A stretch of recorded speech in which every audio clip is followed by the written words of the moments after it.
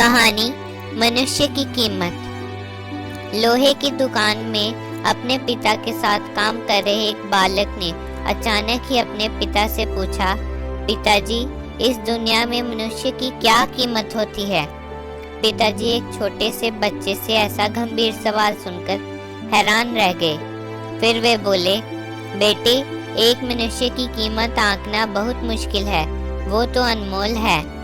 बालक, क्या सभी उतने ही कीमती और महत्वपूर्ण हैं? पिताजी बोले, हाँ बेटे। बालक कुछ समझा नहीं। उसने फिर सवाल किया, तो फिर इस दुनिया में कोई गरीब तो कोई अमीर क्यों होता है?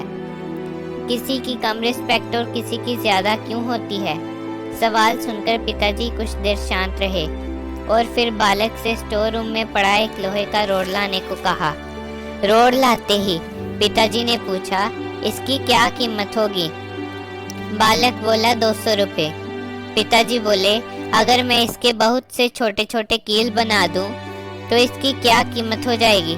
बालक कुछ देर सोचकर बोला, तब तो ये और भी महंगा बिकेगा, लगभग 1000 रुपए का। पिताजी, अगर मैं इस लोहे से घड़ी के बहुत सारे स्प्रिंग बना दूं तो? बालक कुछ देर गन्ना करता रहा और फिर एकदम से उत्साहित होकर बोला, तब तो इसकी कीमत बहुत ज्यादा हो जाएगी।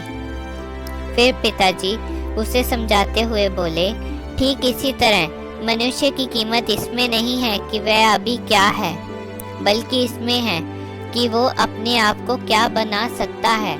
बालक अपने पिताजी की बात समझ चुका था। फ्रेंड्स, अक्सर हम अपनी सही कीमत आंकने में गलती कर देते हैं।